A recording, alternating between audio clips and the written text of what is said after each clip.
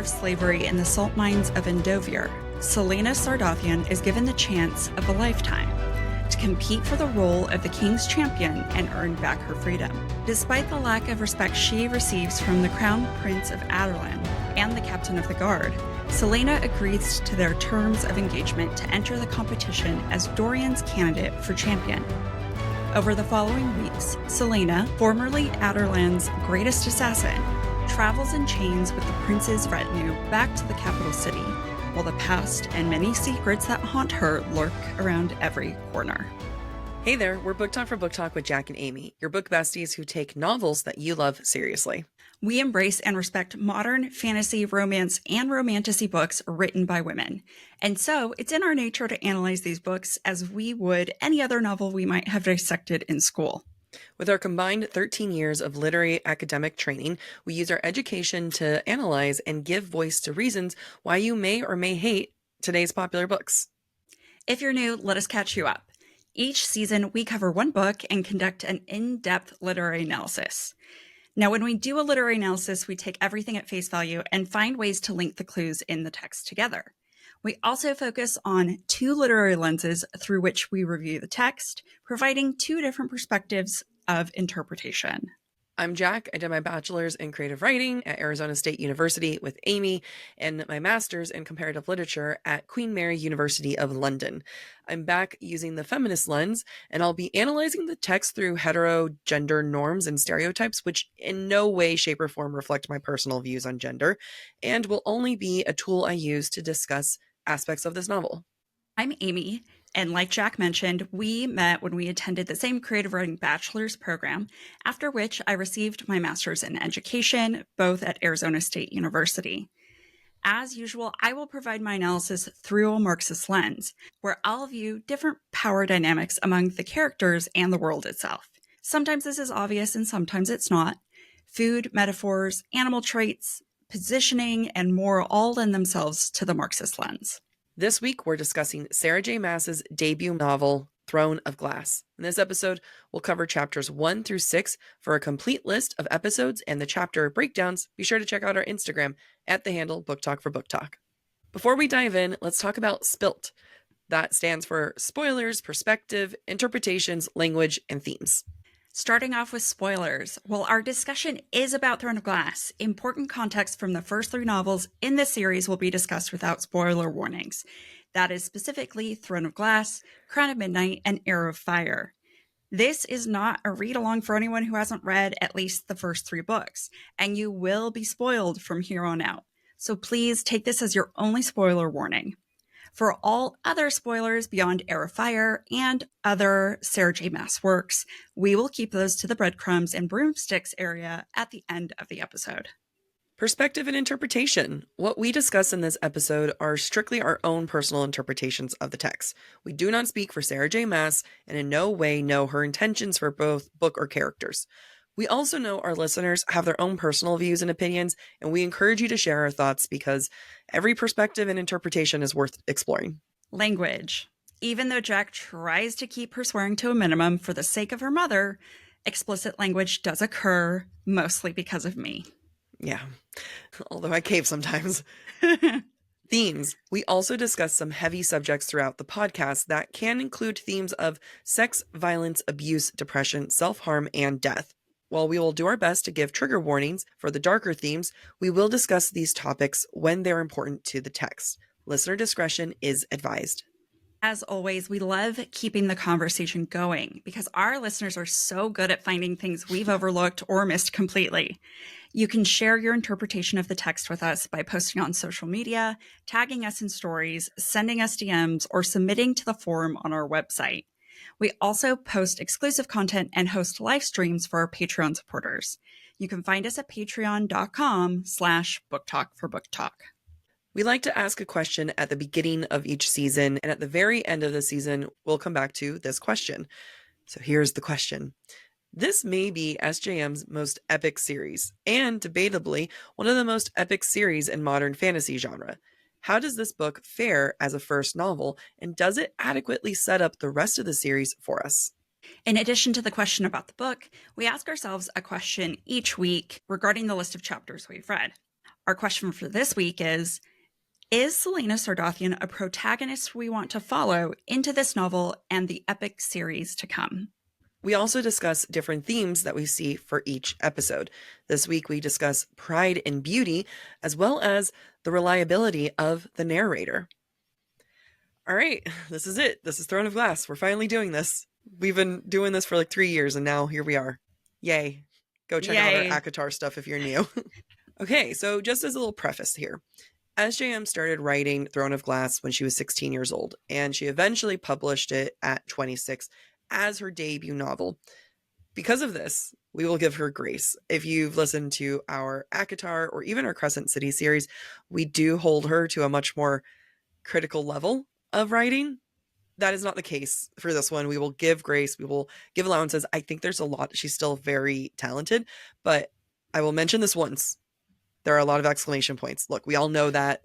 There you are. I have said it once. There, no more. I also want to note that the original version, which was published on Fiction Press, was not something I believe Jac or I ever read, so we can't speak to how much editing did or did not take place from the original to the book that was published and that we've read for today. And we do this with every first book that we do in a series. Again, reference our ACOTAR and Crescent City seasons, but we like to go through and analyze the first paragraph and the first sentence of each series. So here is Throne of Glass one. Quote, after a year of slavery in the salt mines of Endovier, Selena Sardothien was accustomed to being escorted everywhere in shackles and at sword point. Now, great first sentence. We get location, we get name, we have the stakes, and we have the question of, okay, well, why is she here? I love that we get so many questions right away because as readers, we're instantly engaged.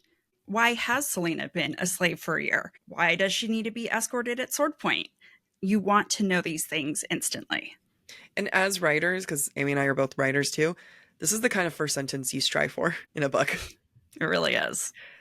Now, in the next sentence, quote, most of the thousands of slaves in Endovier received similar treatment, though an extra half dozen guards always walk Selena to and from the mines. We're setting the stakes of the location. We have a little bit more info about Selena. We're intrigued, and that brings us to the next very famous sentence. That was expected by Aderlin's most notorious assassin.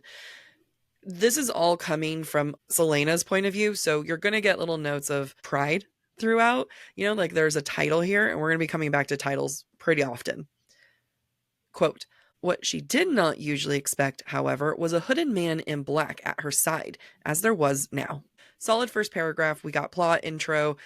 It's different than what we've been seeing, and it's this really is the kind of like first paragraph that writers strive for. What is so great about this first paragraph is that the inciting incident is very clearly happening and in progress. We don't need to have seen Selena in the mines as a slave for a period of time prior to this moment. And what we learn later is that it is in Selena's nature to keep things hidden, even from us as readers. While we won't understand that until later, it's also important to note that we only come to understand the extent of Selena's secrecy as we develop mutual trust with her as reader to protagonist. Yeah, she doesn't give us much to trust. No, not at all. She does not give us much to trust as a narrator, and yet we love her. Let's get into titles. Aderlin's most notorious assassin. We're going to hear it throughout this entire book, and in the next books to come, because it is a plot point, and it's going to be an identity that she really clings to. And I think that when you have hindsight of why she's doing this, you realize the reason why she really holds on to this title, embraces this title, is because it hides her real one as Aelin. And the more she embraces it, the more she hides from her real identity. And because of this, and there's so much more to her embracing her assassin title and everything, but this is just the beginning of us doing a character analysis on her throughout the whole season, book, everything. Now, it's up for debate whether the narrator is Selena or is someone else. Sometimes when you have a third-person point of view, it's not necessarily the character's head you're in, it is the narrator's head, and however close or far away they are from your characters will determine how much information you get in the narrative. One thing the narrative perspective is trying really hard to do right now is convince us that Selena is the smartest person in the room. Quote, She hadn't failed to notice when they went up and down the same staircase within a matter of minutes, nor had she missed when they zigzagged between levels, even though the building was a standard grid of hallways and stairwells. Now, on one hand, if Selena is indeed Aderlin's most notorious assassin, she has to be pretty clever. So it makes sense if we would make the leap with her that, oh, she's smart, she's calculating, she must be the greatest assassin there ever was. However, as I mentioned, this is in the third person perspective. Now, because of the way the thought processes are, I'm going to argue that the narrator isn't very far from Selena's own thoughts, but we'll get more into that later. It does, however, at this point, and it will continue throughout this episode, beg the question, how reliable is the narrator? And just another point to drive home the fact that, again, Selena thinks she's the greatest thing since sliced bread, and so does the narrator. Quote, the only thing all the intended disorientation had accomplished was to familiarize her with the building. Idiots. I think it's important when you think about like third person versus first person. Third person, I feel like you can almost immediately tell that that character has a big secret to hide from the reader. Because you think about Bryce, right, in Crescent City.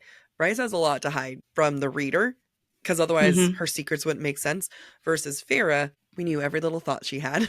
There was no secrets. She had no secrets. No. I'm going to use one quote to make 2 points. Quote, she might have been insulted if he wasn't trying so hard. As we kind of been hinting at and mentioned earlier, Selena is holding on to her identity as an assassin, but more importantly, she's holding on to the false narrative of strength. She'll be cocky about her abilities, but let's be real here. She's been a slave for a year. Her body is weak, she's fragile, and I think that we're going to see more of that, and she'll give acknowledgement to it, but every time she talks about like, I'm going to take them down, I can take them down, it's a lot of bravado. And I think that's like a lot to Selena. And I think, we kind of know her as this very cocky individual. But I think in this moment right now, you're really seeing a coping mechanism for her to survive. And again, she's clinging onto that identity so that she can hide her true self. Now, let's go back to this quote. She might have been insulted if he wasn't trying so hard. So one of my favorite things that I feel like I caught in this analysis is the fact that there's this attitude that men just happen to exist in her proximity. They just happen to be there. And the weakness of men exists because she allows it. She might have been insulted, but he was trying hard. So, whatever, like give him a little chance. And the theme that men just happen to exist will keep playing. Quote, he looked forward again, his iron grip tightening. It was flattering, she supposed, even if she didn't know what was going to happen. Him standing there with 6 guards hadn't improved her mood.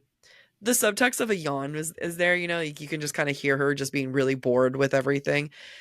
She's allowing these 6 guards to be in her presence practically. But and then the next page, we get this quote. The captain of the Royal Guard would be an interesting opponent, maybe even worthy of some effort on her part. Men exist. And she's also playing herself up again. Like, maybe it'll be some effort. Babe, like it's so much effort. All right. You can barely stand up. You're not eating. You're very frail. Yeah. Yeah. I also love the language that SJM uses because I think you can see how Selena views herself and the world on a subconscious level. Quote, and suddenly the sky loomed, the mountains pushed from behind, and even the earth swelled to her knees. She hadn't tasted fear in a while, hadn't let herself taste fear.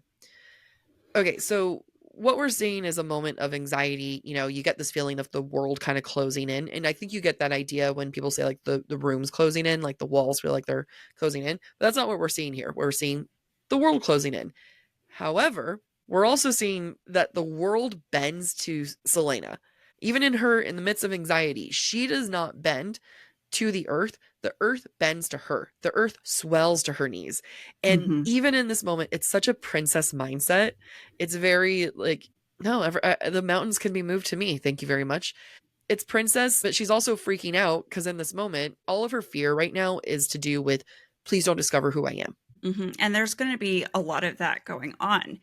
Right now, as Jac is hinting at, we're getting some real clues into Selena's real thoughts and some of the mental strain that she's been under. Quote, when she awoke every morning, she repeated the same words. I will not be afraid. For a year, those words had meant the difference between breaking and bending. They had kept her from shattering in the darkness of the mines. This is very different from the bravado of, ugh, I could kill them if I wanted to. We have to look for these little drops of truth between the pride and posturing that we see Celaena express in her thoughts, as well as out loud to the others around her. And so important that already on page 2, the mantra, I will not be afraid, comes up. Because what we don't realize now is going to be how integral that phrase is to Celaena and Aylin's existence. I tried not crying when I read that, and I failed. I did. I teared up. You know what? That's okay. That's good for you. You will not be afraid, Jac. No, but I will cry. I want to call out a different mindset that I think is important to establish in this first chapter because it's going to change very, very quickly. Quote, she adjusted her torn and filthy tunic with her free hand and held in her sigh. It was true she had been attractive once, beautiful even, but, well, it didn't matter now, did it? We're going to learn over the course of these chapters how important physical appearance is for Celaena and how she enjoys finer things. On one hand, this could be considered vanity, but I want to suggest physical appearance is about power in Celaena's mind. Right now, she's weak and she's pretty confident, as we're going to learn, that she thinks she's going to her death. So it makes sense that right now she's learned to not be attractive or to care about being attractive, and that her appearance as it is right now is subpar to her expectations, but she can't do anything about it. So easier to just not care. Yeah, I really feel like, one, this is YA. I have to remind myself of that. Two, this was published in 2012. Different time, different set of rules and everything. I feel like if SJM had the full modern adult genre behind her, what there would have been subtext was she would hide her body because of the guards not wanting to assault her. That's a great point. That's a great point. So another reason, kind of coming back to this was published in 2012 and why I think Throne of Glass was ahead of its time. And it honestly sets the tone for the next decade. Think about some of the books that were really popular. Divergent was really popular, and you still get some badass women, but Celaena might be 18, but no, she's not. she's older in my heart. Quote, would the captain fare better than her late overseer? Contemplating the potential outcome, she grinned at him again. Don't look at me like that, he warned. Celaena finds pleasure in men's pain, and I can't be mad at that. Or men being uncomfortable, it brings her pleasure. And the fact, again, men just happen to exist around her, and they're all alive because she so deems it. Now, that's obviously not true. They're alive because she's in chains. But, I love that. I love the attitude, love the vibe. We should all manifest that. Speaking of attitude and vibes, we start to get our first exclamation point in the book within the third page. Quote, how lovely it was to hear a voice like her own, cool and articulate, even if he was a nasty brute. Now there's more to come, but a thought I want to plant in everyone's mind is that the use of exclamation points in the exposition is an indication that the narration or the narrator is closer to Celaena's private thoughts than it would be if it was an objective third-person perspective. Yeah, it's more narrow. Right, more narrow, which gets into Jac's next set of questions. Celaena is all bravado, and that is core to who she is. She's funny, she's cocky, but I think there's a huge part when you think about bravado versus ego. There's a certain amount of putting airs on, putting a performance on, and while for Celaena it's part true, I think what you see a lot of this is her faking it. I'm going to read the quote and then I'll have some more thoughts. Quote, she hadn't seen where he'd put the key to her irons, and the 6 guards who trailed them would be a nuisance, not to mention the shackles. So she's thinking about oh my God, I guess I'll get break away, whatever. But, she obviously isn't capable of that. And as I was saying, this is so core to who she is. And I think this is a reason why a lot of people love her. But think about the fact that, like, if this is who she is right now and she's covering this up, then in like 3 books, 2 books, like by the end of it, each time she's putting the same attitude, I think it's like we can almost say, okay, every time she's putting on that, like, I'm cocky bravado, you can almost guarantee that that's not what she's actually thinking of. And that kind of comes to my first question. How much of an unreliable narrator is Selena? Are we supposed to catch on to the bravado contradicting her physical weakness? And then with everything that she says being partially true, where can we and Selena really expect reality to sit in? I think those are all really great questions, especially when we think about the fact that if the narration is so close to Selena's point of view, and it's not Selena who acknowledges what her physical state is right now, can she be trusted? I love this idea of like the contradiction of who she is and what she says. And it's kind of like, okay, well, this is SJM flagging saying, hey guys, you can't really trust her bravado. Like, yes, we can, because we're going to believe what the narrator tells us. But at the same time, like, look at the obvious things here. She can't actually get away. Otherwise, she would have gotten away. And then now I'm like, wait a minute. That's supposed to be how we view her for the rest of the book and the series. Every time she puts up a, well, I can do anything. It's like, not really. Can you? Now, as the group approaches the room where Dorian awaits Selena and Kale's arrival, Selena is able to see outside some windows. She observes, quote, night had fallen. Lanterns kindled so bright they offered few shadows to hide in. Now, we are in what we could technically describe as a prison. Maybe not your average prison, but a prison of sorts. And nobody escapes. When it's night, a lot of light is needed to make sure everyone can be seen and accounted for. However, I also want to suggest that the presence of light and Selena's observation of how bright it is really about her being pulled back into the path of fate, whether she knows it or not. And no matter how much she thinks, we're going to see later in the episode, Selena has come to believe that fate has nothing to do with her anymore. This is suggesting otherwise. She cannot hide from the light or the fate that awaits her. I love that, because then you have like the light the next morning when she wakes up, and then the eerie green light of the castle. Ooh, good job, Amy. We have themes for the books. I love when they pop up. I also want to point out, while there are going to be some pitfalls to SJM's early writing, as one would expect for a younger author in their debut novel, there is also evidence of talent in the writing. Quote, the moans of agony amongst the clank of chains made a chorus as familiar as the dreary work songs they sang all day. The occasional solo of the whip added to the symphony of brutality Adderlin had created for its greatest criminals, poorest citizens, and latest conquests. It's like, cool, so you're just always good, SJM. Yeah. So you're just always talented. Great. We hear all the sounds of the mines just in these 2 sentences, but even more than that, as you come to learn who Selena is, it feels apropos for a character who loves music and loves symphonies. And again, we don't learn it until later, but SJM is already leaving breadcrumbs about Selena's character that we can only uncover later. SJM is also clearly establishing Selena as a secret keeper early on. As Jac alluded to before, if you're in third person, your characters have a secret or information to keep from you.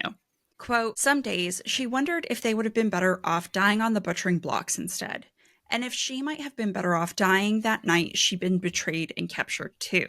Now I bring this up because what we're seeing, yes, we're seeing breadcrumbs for Selena's past, but really what it's about is it's creating questions for the reader that engages them in Selena and in Selena's history. And you just want to uncover the mystery, which I think SJM actually does very, very well in these first set of chapters. It's ironic, though, because Selena expects information from anyone else, even though she's not willing to give us the information. Quote, perhaps if I were told what this was all about, I wouldn't feel so inclined to resist. What we're seeing here is that knowledge is power. And as we've already discussed, Selena is physically powerless right now. She might not mentally acknowledge that, but the fact remains that if you're a slave in mines for a year, you probably have no physical prowess. Why knowledge becomes important to her is that is another form of power. She doesn't want to be caught off guard because of information she doesn't have. Her underlying fear at not having the information becomes pretty apparent within the next sentence. Quote, her palms became sweaty.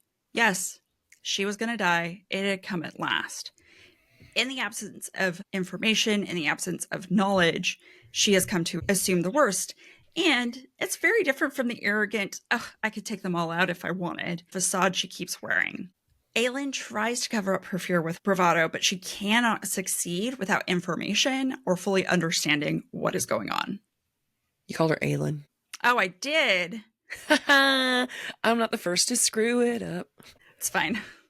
I'm struggling so hard to make sure that I say things correctly. Like, I'll mess it up, but surprise, guys. She's Aelin. We've already given that away. No, I know. Celaena's struggling with her new identity as a slave and then as the potential of a free woman. Quote, compared to the bleakness outside those windows, the opulence felt like a slap to the face, a reminder of how much they profited from her labor, not their labor. She's already kind of moving herself away from the other prisoners. She's still separate from them, but at the same time, she takes this very personally, as she should.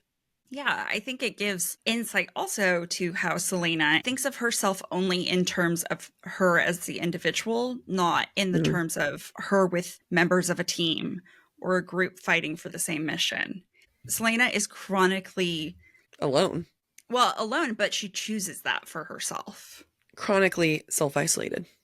Yes, absolutely. The chapter ends with Celaena coming face to face with Dorian, Crown Prince of Adarlan. I want to note that her heart stops when she sees him because she describes him as a, quote, handsome young man. And is that heart stopping out of fear or maybe attraction? Fear. You can't convince me otherwise. Fear. It doesn't matter how hot someone is. If you think you're going to die, you're going to be afraid. If it was Theo James, though, I think my heart would stop. Okay, yeah. See? No, that's fair. But it's not Theo James. All right, that was chapter 1, and Amy thought we would not have enough to talk about. Before we started taking notes, that's what I thought. So welcome to chapter 2. And Kale, or as people like to call him, Chol, what such a weird name to spell it. Anyway, yeah. Kale takes off his cloak, and Celaena can see him. Quote, Captain Westfall was not excessively handsome, but she couldn't help finding the ruggedness of his face and the clarity of his golden brown eyes rather appealing. She cocked her head, now keenly aware of her wretched dirtiness. Celaena has deemed Kale as handsome, therefore, he is now worth her consideration of herself. And the reason why I think it's more of an ownership of this and not like, well, I hope this boy thinks I'm cute, is the fact that she cocks her head. It's a moment of, all right, I guess, sure, you're hottish, and I'm dirty, whatever. Yeah. Notice, though, that, and it's not in this quote, but shortly after the quote Jac just read, Celaena was thinking of him as Captain of the Guard or Captain Westfall, but now from here on out, he is Kale. And I think that's an indication of attraction when the narration is so close to her own thoughts. Yeah. I just Kale, like the vegetable or the leaf. The leafy green. I do like Kale. You're going to hear me saying this over and over again, but there's a struggle between Celaena's reality and her mind, and the fact that there's something somewhere in the middle. Quote, she would most certainly not spend the last moments of her life in groveling submission. Pain slammed through her face, light splintering her vision. Her arms ached as her bound hands kept her joints from properly aligning. Though she tried to stop them, tears of pain welled. Again, you read something like this, then you keep hearing how she is going to take them down any moment and she can do anything she wants. There is such a stark contrast of what the reality is and what is in her mind. Now, the truth is somewhere in the middle. If she was at full strength, maybe she could truly take them all down like this. I don't necessarily think that this is Celaena living in that moment. I think there's some sadness to her wishing that damn it, if I could, I would. Just come back and face me once I've had a nice, good meal. And a little bit more exercise. Give me a solid month of training. I would need more than that. Well, you and I need more. Selena needs like 2 weeks. You and I would be like, come back in 1 year. Yep. Now, in this moment, as Selena's face is being shoved into the ground, there's a description that I felt was a little odd. And this is not me harping on the writing, but this is me pointing out what I think is an indicator of a younger author, because this is something I would have written when I was 16 as well. Quote, Selena tried to pivot a free eye to the prince. Now, I understand that that means she's trying to look at the prince, but you can't pivot a free eye. How are both eyes not free? Because her head slammed to the ground. I know. It's just a turn of phrase that I don't think really works. I mean, this is not the same thing, but I've been hearing it a lot more. When people say, I could care less, that's not how it's I could not care less. Because every time you say it, you're implying that you can, in fact, care less, which means that you do care. Exactly. No, I get it. We all have our things. SJM has these moments where Selena does understand her position / situation, though. Quote, as she rose, she frowned at the imprint of grit she left behind on the otherwise spotless floor, and at the clink of her shackles echoing through the silent room. In this moment, Selena is faced with the reality of her situation and her own captivity. The fact that she can see the filth on the floor. And then she also has to face her own weakness, right? She's getting up after being pinned, but also there's the sound of shackles as a reminder. And this is where I love, good writing. It's show not tell, rather than Selena thinking it out loud. SJM is having her observe these little things. And in doing so, I feel like the power differential that Selena is witnessing is solidified both for us and for her. It reaffirms that her bravado is really for show. And maybe she does, as we're going to see, actually care more than she says she cares about her current appearance. Yep. But we'll get to that in a little bit. Yeah. So since I'm doing the feminist lens, one of the things that I like to discuss when doing an analysis is how everyone's dressed and what it means. One of the first things we see is Dorian, and he is all princely ego.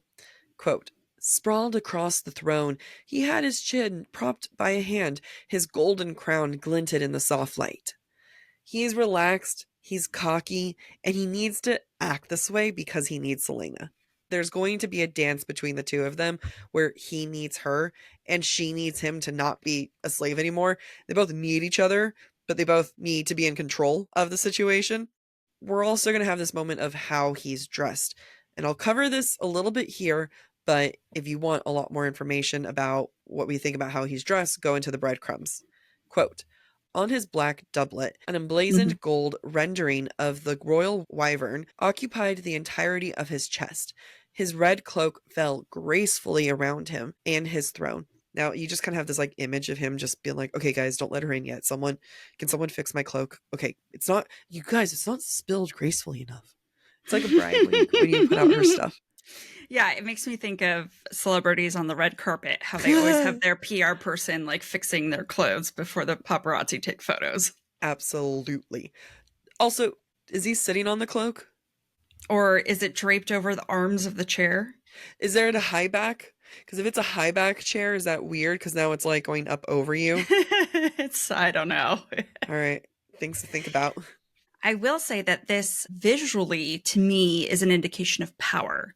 We have Dorian, who's dressed well, is polished, but is also cocky and relaxed. Whereas we have Selena, who's dirty, is wearing rags, is in chains. We're supposed to feel that difference. And Selena does right now. Naturally, then, she goes on the defensive, which means she has to complain about him. Selena's observation of Dorian and his beauty, it shows that it matters to her. Quote, princes are not supposed to be handsome.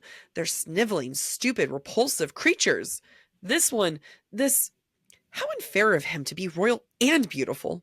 I seriously feel that way about so we live in LA and there's just so many attractive people here. And there's so many times I'll be talking to a guy and I'm like, well, maybe they're really dumb.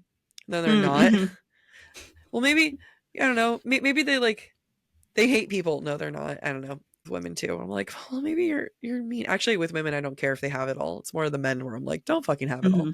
Anyway, For Selena, not my little tangent, beauty matters to her. There is a value there. Now, as I will say here, and as Amy said a little bit earlier, I don't think that this means that she's shallow. I don't think that she values people more on how they look, but I do think it is a measuring stick. And I think that it tells her a lot about a person. Here's an example quote, "She looked at her rags and stained skin, and she couldn't express the twinge of shame. What a miserable state for a girl of former beauty."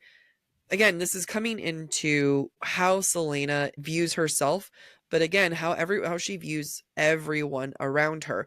Think about her upbringing. She was a freaking princess, you know? You can't be royalty and have how you dress and how you look not matter.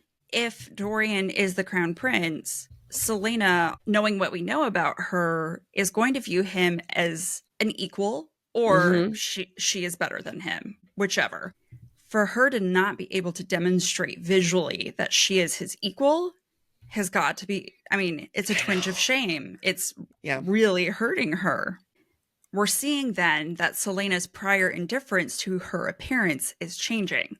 Going back to the quote that Jac just read, "What a miserable state for a girl of former beauty," Selena's come to understand the reality of her weakness. Now, yes, we were talking about her royalness and how she might view herself as Dorian's equal, but at the same time, what's also being emphasized here is her lack of power. It didn't bother her in chapter 1 that she couldn't highlight her beauty. She literally thought that her appearance didn't matter anymore. But in the face of powerful and attractive men, it does matter. It matters to Selena because she is their equal or greater. Because of the way she looks, she feels like she is far from that. And it reaffirms her lack of power and negates all the bravado she's been showing up until this point. This feels like when I go to Ralph's and I'm like in my PJs basically, and my hair's up and I don't have makeup.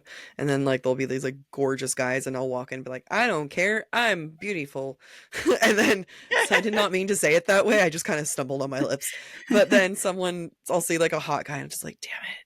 Maybe I should have showered today. Maybe I should have put on some real clothes." Yeah. I get it. I do that all the time.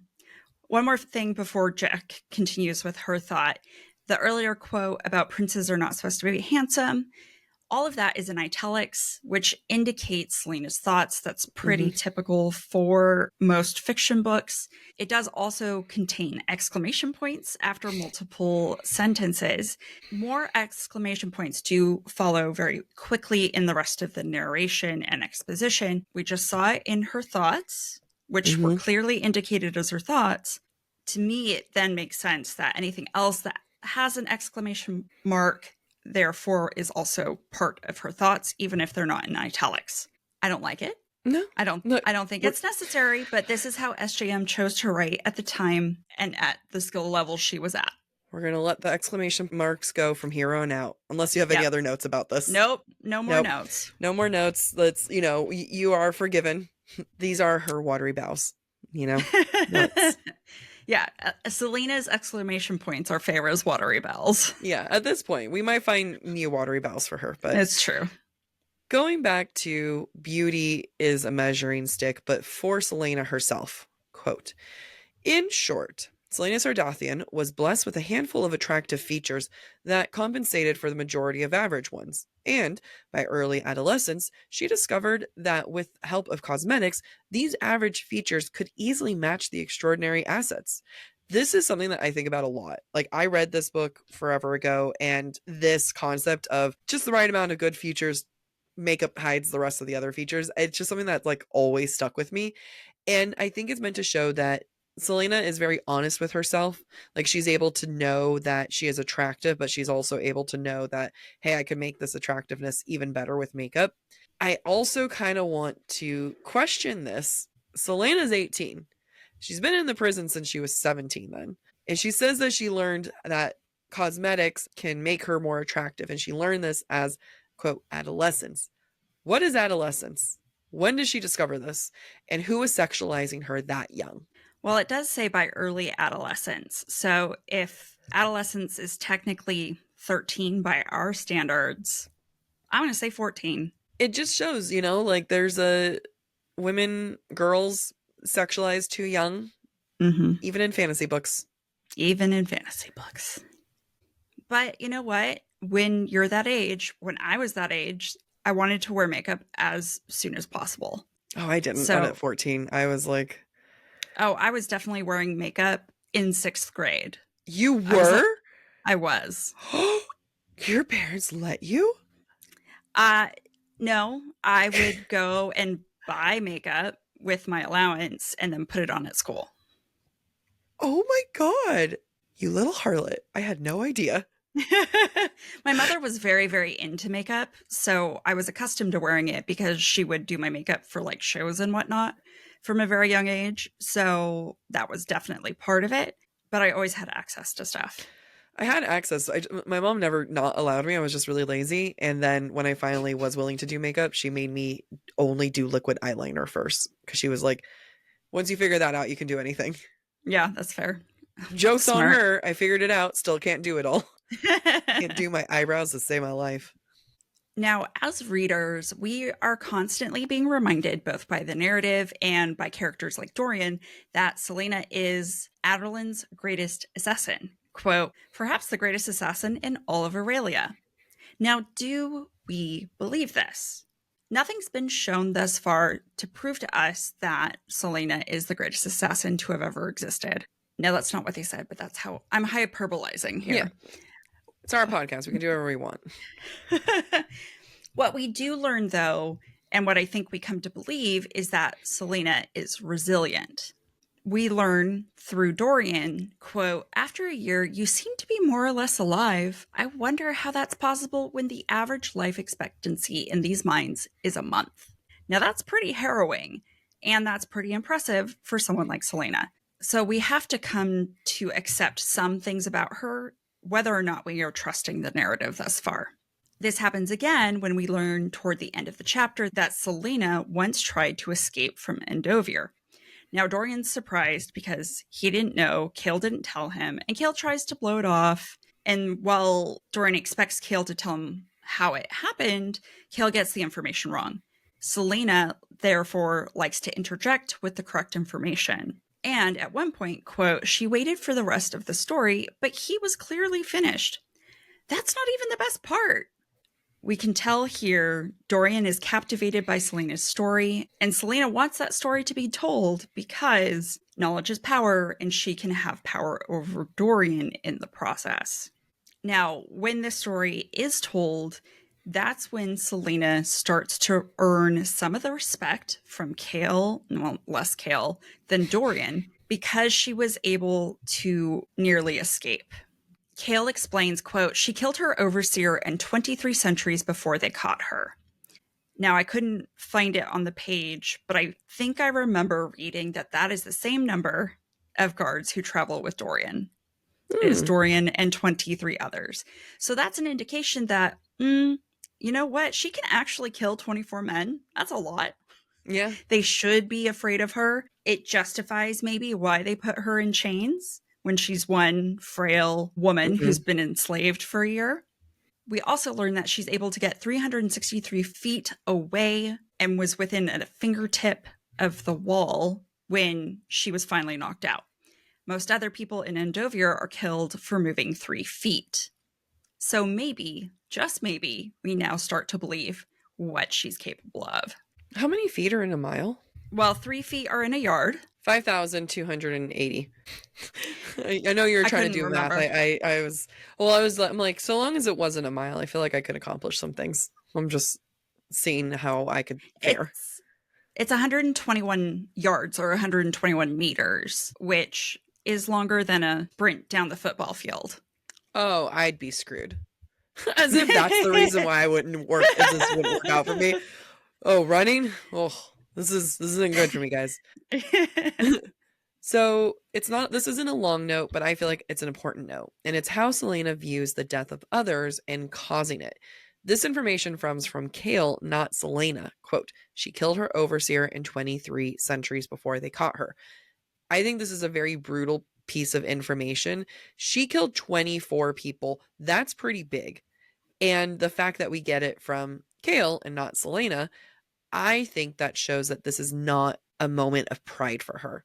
I don't think that she likes the fact that she necessarily killed that many people in one moment.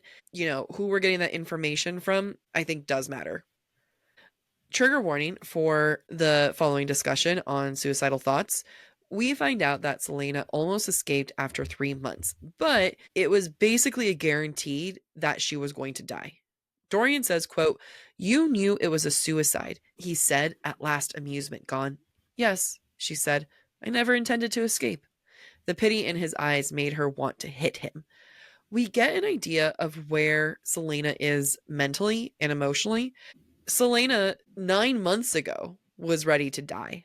That's 9 months that she had accepted her fate of not wanting to live.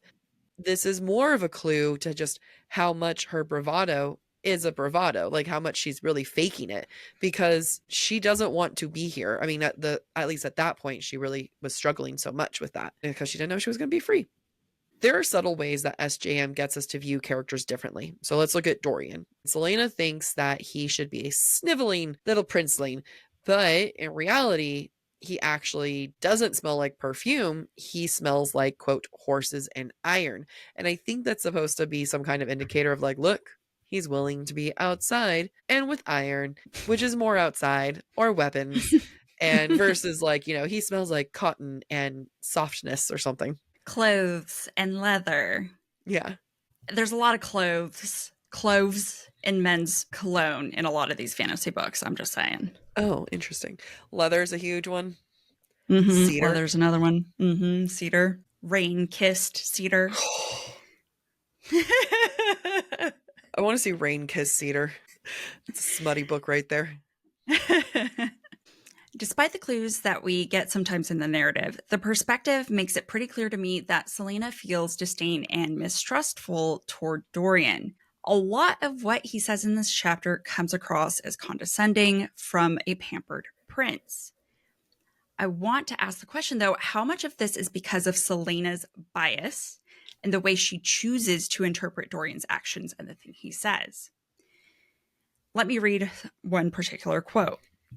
The prince, quote, inspected what skin showed through the scraps of her shirt. She scowled and scowled even more when he said, "What a terrible stench, too." Now, this, from Celaena's perspective, counts as a criticism of her.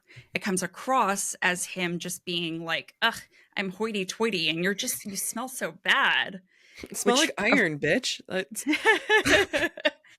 Now, this could be read a couple different ways. One of the ways it could be read is just that he's like, wow, she smells, but, it could be not an assessment of her smelling bad, but rather, do they treat prisoners so bad here? Right? Yeah. They don't even let them bathe. That's not fair. Mm-hmm. It could also be that some of the way Dorian is acting is a facade because he is in front of all of his guards right now.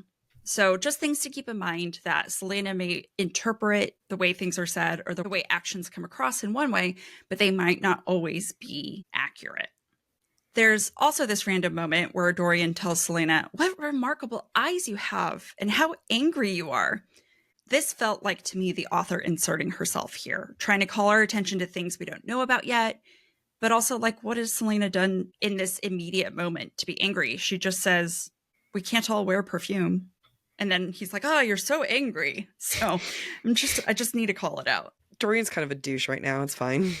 He is. And some of our listeners have questions about that, which we'll get to toward the end of the episode in Breadcrumbs and Broomsticks. One last note. The first time Celaena sees Dorian, she calls his eyes striking blue, but now they are sapphires. This begs the question, is she attributing value to the color of his eyes? Or is that value inherent because he's royal? Just a couple questions. Think about that. The chapter ends with Dorian ready to give Celaena the proposition. Celaena thinks, quote, she could kill him so easily, tear that grin from his face. She could destroy the king as he had destroyed her. In my point of view, this is the first time Celaena has showed true desire for violence. All the other times it was like, I could get rid of these guys. It doesn't matter. It's not violence towards Dorian that she's expressing. It's violence towards the king and what would hurt him most. Other times, she's struggling to feel in control. She doesn't feel as weak. This is a very true, I want to make someone hurt. And I think this is a good way of tricking the reader, of not necessarily paying attention, thinking like, oh, she wants to hurt Dorian. No, like, yes, but like not, he's just a means to an end. Great point. We also see another true desire in conflict with the desire to cause destruction or pain for the king. Within the same breath that Selena thinks about hurting the king, we also see her desire for freedom. Quote, but perhaps his proposition could lead to escape. If she got beyond the wall, she could make it. Run and disappear into the mountains and live in solitude in the dark green of the wild with a pine needle carpet and a blanket of stars overhead. This visual image establishes Selena's connection to nature and how maybe that is more important than actually causing harm to the king. We're going to see more of this connection. It's a great breadcrumb of things to come, as well as Selena's history and true identity. So now we're in chapter 3, and it starts with Dorian thinking that he's the one in control. Quote, the prince's eyes shone with amusement at her brashness, but lingered a bit too long on her body. Selena could have raked her nails down his face for staring at her like that. Yet, the fact that he even bothered to look at her when she was in such a filthy state. A slow smile spread across her face. All right, if you're new to us, please let us, we need to let you know. We love these characters, yes, but we analyze them as we see them. And sometimes that's not always a positive analysis. Just like this moment. I'm not going to accuse Dorian of doing anything wrong. Like, I don't think he's a bad guy, obviously. But let's call out these moments. Yes, I think that Dorian sees the potential of finding her attractive. We've already established that she's a good-looking girl, even when dirty. But he's observing her in a sexual way while she is chained and he is in control. This is a form of control. Not that he would do anything to her, but at the same time, she doesn't know that. In any other scenario, if you do not know that Dorian's a good guy, and you told me that this woman was in chain, vulnerable, and the man who's in charge of her freedom is staring at her body a bit too long, that's a huge red flag for me of just what she feels like in safety and what he's putting out there. This is the man who can change her life and is viewing her that way. You know what I mean? Like, and she's viewing him that way. Like, there's a lot of power dynamics happening, even though they're equal, but they're not. They're both royal, but she's a prisoner, he's not. And rather, though, in this moment than feeling controlled, or as I would feel, freaked out, Selena sees the potential in it, and she finds the power of potentially controlling him. I think you make a lot of really great points. And I'm going to play devil's advocate because we've just talked about how much can we trust Selena's interpretation, especially when it comes to Dorian. So I want to go back to the quote. The prince's eyes shone with amusement at her brashness, but lingered a bit too long on her body. Selena could have raked her nails down his face for staring at her like that. We're seeing Selena interpret Dorian's view as being kind of lewd in this moment, because the way he's looking, other than looking too long, is not actually described. What if he is assessing how Selena's body looks? Is she strong enough to compete for the title of champion? Will she be able to recover from the state that she's in? So this could be a calculating gaze and not a sexual gaze. And I'm not trying to dismiss what you've just said, Jac, and I'm not trying to make excuses for Dorian. But we've already started harping on the fact that Selena's perspective might be unreliable. And Selena's interpretation is going to sway the narrative every time because of how close it is to her own thoughts. I think the better way of phrasing this and everything, and like, so that if new listeners know what we're doing, it's interpreting the text in two different ways. So it's not that like one's right or one's wrong. I think like yours is like totally valid points. And, I could go back and be like, well, in a couple chapters, he says that she's pretty. And like, there's so many things there. But like, I think that this is an example of one text, two different ways. Yep. And this is also too good to leave in the breadcrumb section. When Selena is offered a chance of freedom, she thinks, quote, at the sound of the word, she saw a land of pine and snow, of sun-bleached cliffs and white-caped seas, a land where light was swallowed in the velvety green of bumps and hollows, a land she had forgotten. We are getting so many clues so early on, and we're going to get a lot more in breadcrumbs, but like I just wanted to throw these out here, knowing, just trust us, guys. We are catching them. Now, if we're a new reader to Throne of Glass, and this is the first read, we don't know about Aelin, we don't know Terrasen, but what we can tell from this moment is that there is a place Celaena identifies as home that is not here and that is not a city. Mm-hmm. And that it sounds a lot like the place she just fantasized about escaping to, about being in a forest and being with the trees and the pines and etc. So I want to try and balance what we know of the series versus what we could maybe tell as first-time readers as well. Because we like to pay attention to the way SJM writes, I want to point out that by this point in the novel, there's already been several uses of Celaena saying something quote unquote sweetly. It's a little tongue in cheek because Celaena is definitely not sweet, but also to me demonstrates a more junior author or a younger narrator that this one phrase is used over and over again without variation rather than trying to find new ways to say it. As Celaena learns about the terms of earning her freedom back, she thinks of the prospect of working for the king in a variety of ways. She thinks of herself as becoming his loyal servant. She thinks that she'll be, quote, a fang in the mouth of the beast that had already consumed half of Aurelia. She also thinks of herself as the king's crooked dagger. In all of these situations, there is a clear lack of autonomy and self, and two of them are just non-sentient objects. I want to focus on the reference of Celaena being a fang of the beast. The king is compared to a beast that has already consumed half of Aurelia. Is Aurelia the continent? I think so, yeah. Yeah. So a beast that has consumed half a continent. That's terrifying. It's animalistic. This idea of consumption, of devouring. We've talked a lot in past seasons, or I've talked a lot in past seasons, how the concept of food can be a form of power, or like who's consuming food, who's serving food, who's being consumed, what's being consumed. So in this instance, the king, being the beast that has consumed half the continent, has amassed a lot of power. For Celaena to be the tooth in that mouth, she has no control, no agency. She's a weapon that's viewed as part of the greater whole, is very troubling to Celaena because we know she wants to cause the king harm.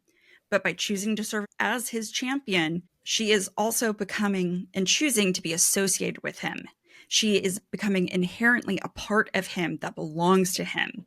Like, this sucks. Yeah, it sucks. The Fang can't go out on its own and be an independent woman. Independent Fang.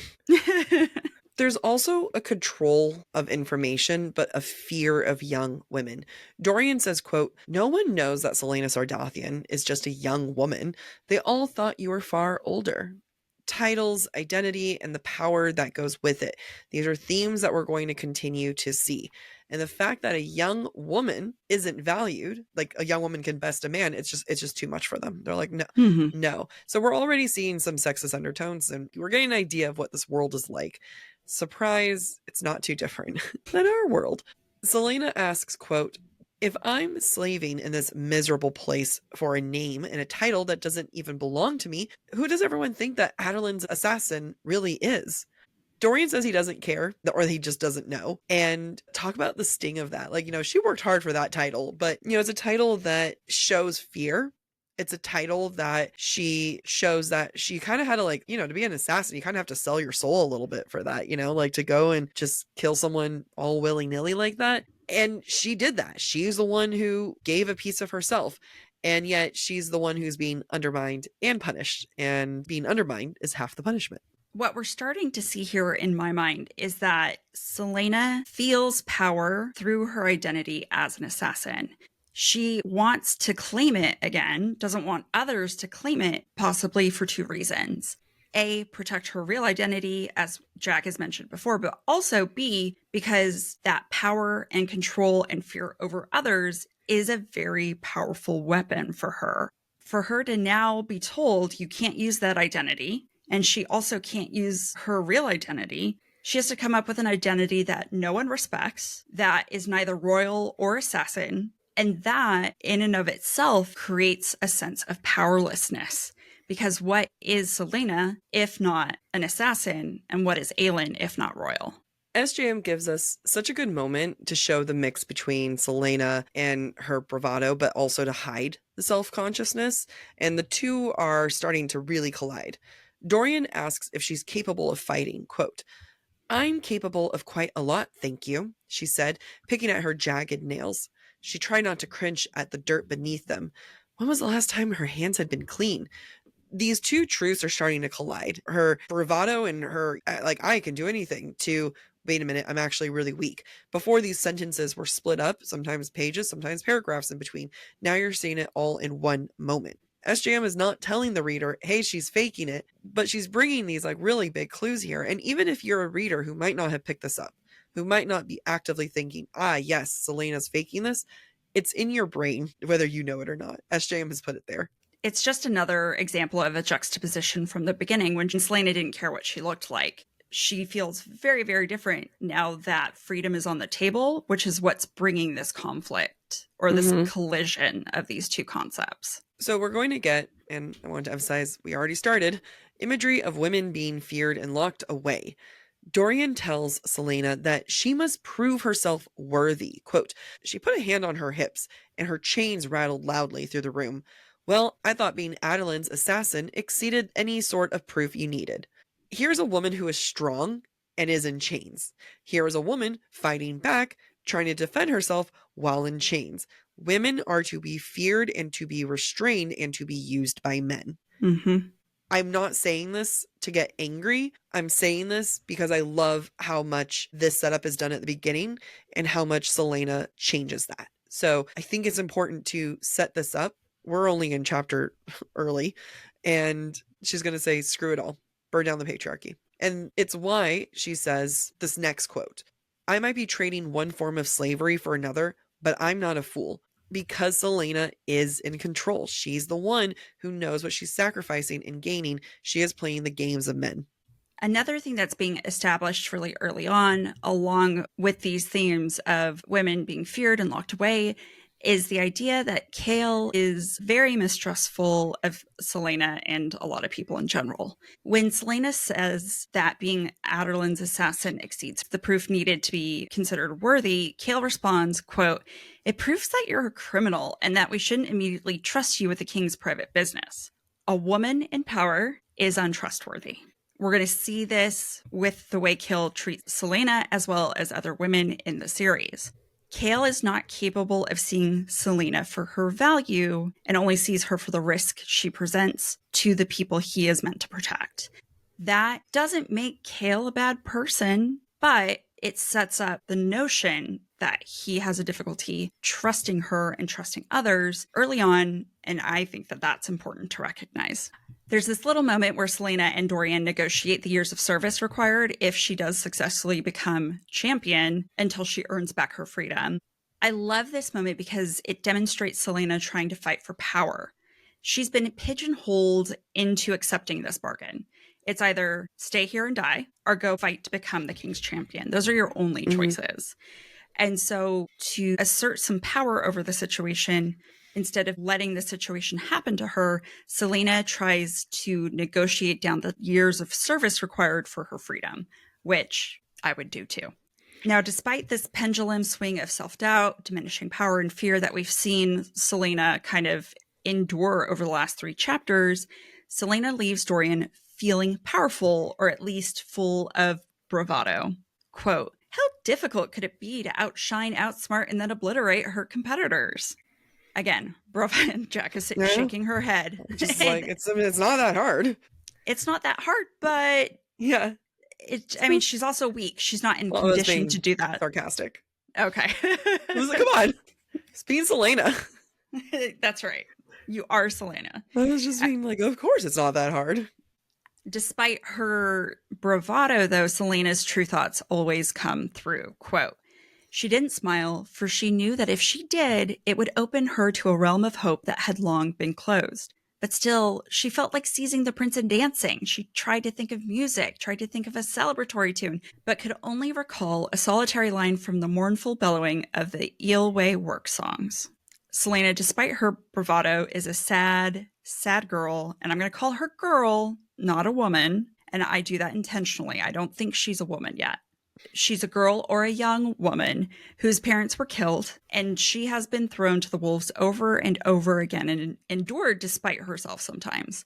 And I think that this last image really speaks to that and that sadness in her, and really what we're going to see throughout her journey. We're now in chapter 4, and Selena has agreed to be the champion, and now she gets special treatment. Quote, after being roughly bathed by brutish servants, the wounds on her back throbbed. Her face felt like it had been scrubbed to the bone. Selena's being punished for being punished. It was not up to her to be dirty. It was not up to her to be there. That was what was inflicted upon her, and yet now she's being punished for that. This is not a moment of celebration or relief. This is a moment of pain, and the fact that she's still not in control of herself, of her own cleanliness. Others are in charge of cleaning her. It's definitely a power move, whether or not it's intentional. The message Selena is receiving right now is she can't even be trusted to clean herself after a year of being a slave and being dirty. And even if she was capable of cleaning herself, the assumption is she would never meet the standards of cleanliness. Yep. And that's bothersome. Harsh. It's harsh. In this moment, we get to see how Selena reacts to just a little bit of freedom. Quote, she ran a hand down the mattress and blinked at the freeness of the movement. She had forgotten what food other than soggy oats and hard bread tasted like, what a clean body and clothes could do to a person. Now it was utterly foreign. We're meeting Selena already changed, and we as the reader do not know Selena from before. We do not have any idea. We are starting so far into this plot, which is an amazing way to start a book. But I think we're getting an idea that she is fundamentally shifted, and we don't even know what she's shifting from. I love that point, and it makes me think about something we get asked all the time, which is, should you read Assassin's Blade before you read Throne of Glass? Because Assassin's Blade is very illuminating about what Selena's life was and what it was like before Endovier. My feeling on that is that you can't appreciate the work SJM is doing, trying to keep us intrigued in this character.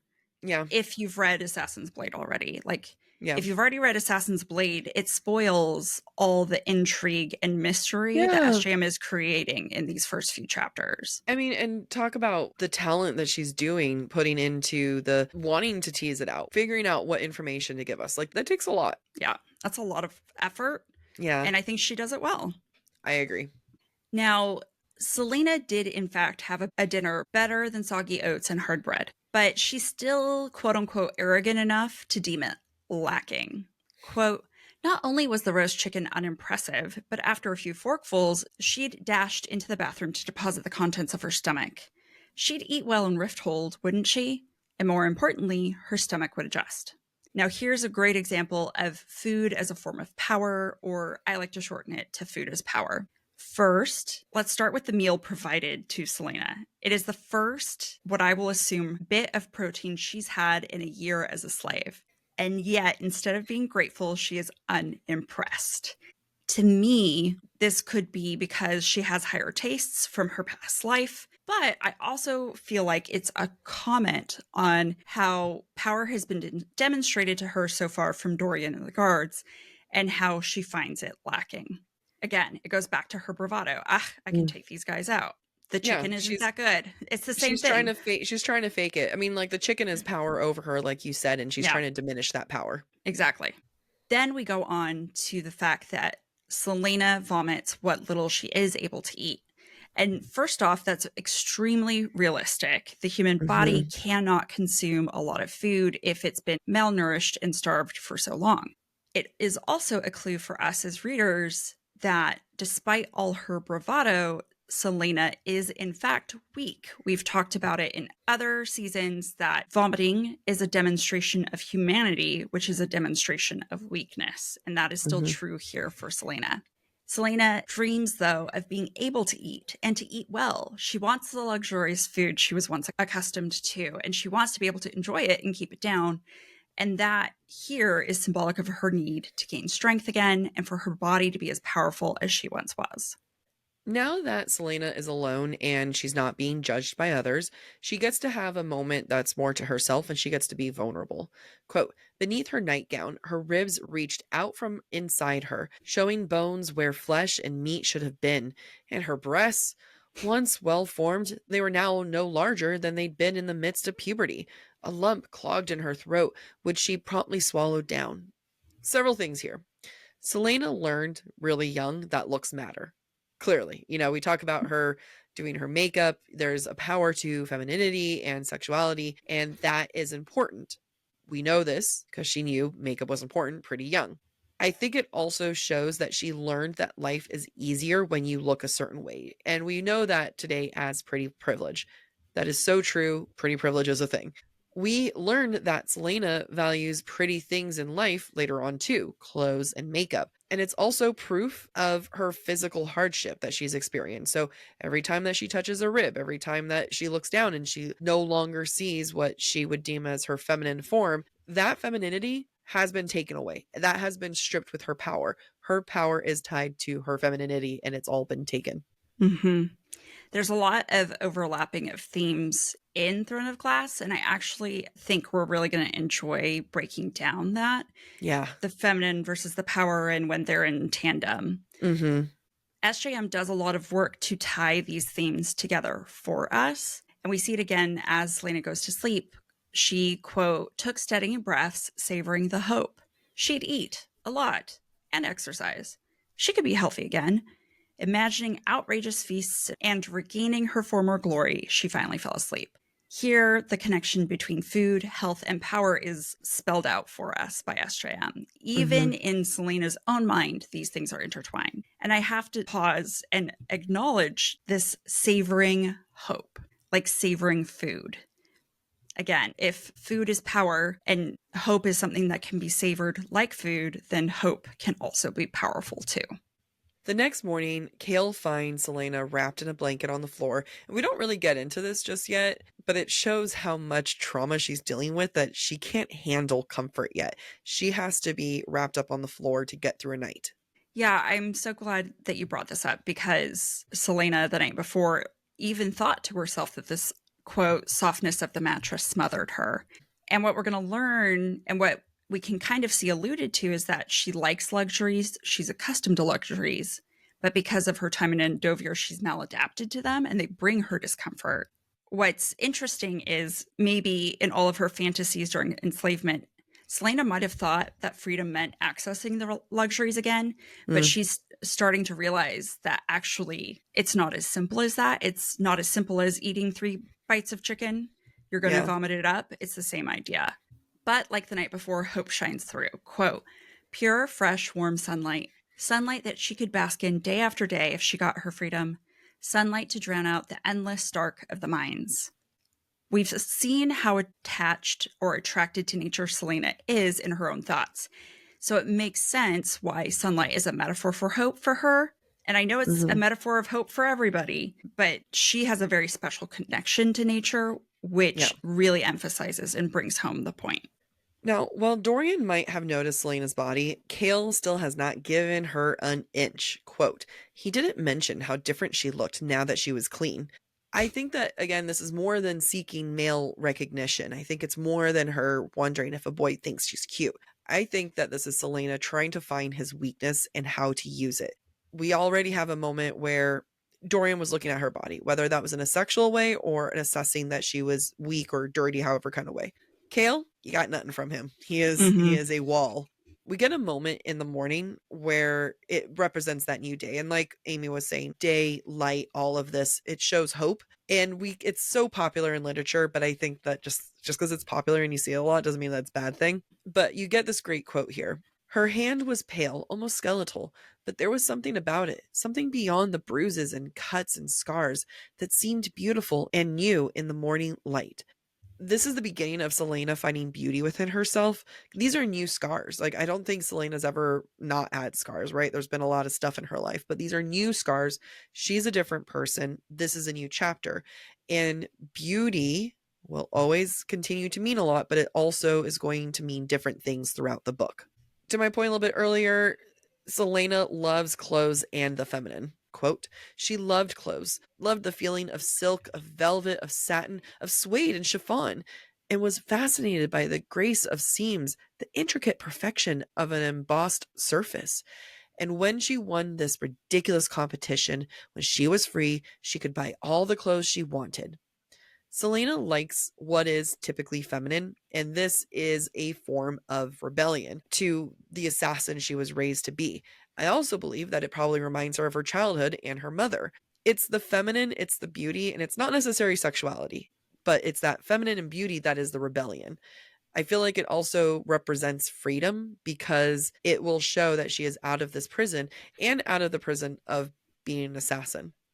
One of the things that makes SJM a good writer is, again, how the personality of the character, of the protagonist from whom the perspective might be coming from or is coming from, how their interests interweave itself into the narrative. We saw it earlier with the sounds of the prison sounding like a symphony and knowing that Aelin or Selena loves music. Here, as Selena is looking outside the window, quote, she gaped at the bluish gray sky, at the clouds slipping on their shoes and shuffling toward the horizon. I think, A, it's a beautiful image, but I also feel like it represents freedom and beauty that we see from Selena's eyes and how the two are intertwined. That feeling of freedom is intoxicating for Selena, who wants to dance and skip when she sees the sky. But the reality of where she is still, in fact, very sobering for her.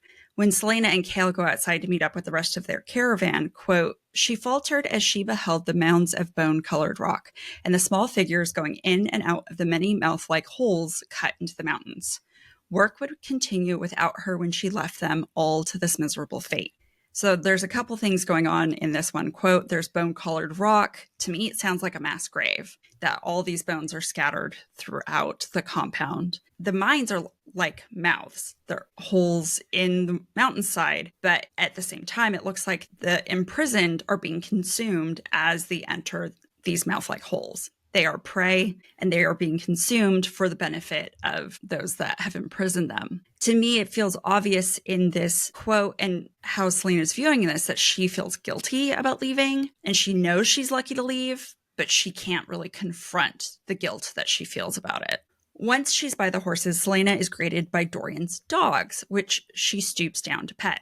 The dogs obviously like Selena. She likes them. I think it foreshadows her future pet situation. What's interesting about these dogs is they are compared to weapons twice. Quote, they were each sleek as arrows. And then, quote, their tails slashing the ground like whips. Now, Selena is at the level of the dogs with one knee on the ground, and she is like them, a weapon to be used by powerful people. That's exactly how Dorian's going to use her when he enters her as a champion. This is important positioning as Dorian approaches. He stands over her, and his boots are the first thing she sees. She has to look up to look him in the eye. Even Cale comes over and stands behind her. Both men are standing over her. She is not the one in the power position. In fact, almost comes across as a sexual positioning to me. I didn't want to be the one to say it. I said it. But I'm happy that you did. These characters are not 18 or 20. They are 30-something. No, they are 30-something in my version. Sorry, I thought you were going to say something else.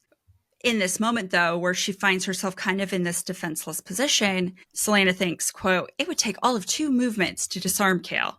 It's bravado, right? She's in this situation where she should be afraid. She probably is afraid, but she puts on that facade so that she doesn't acknowledge her fear.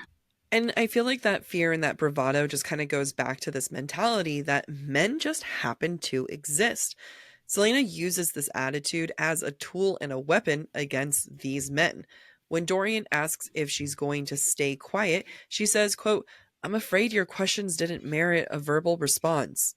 I'm going to have to use that sometime. I love it because it's almost negging.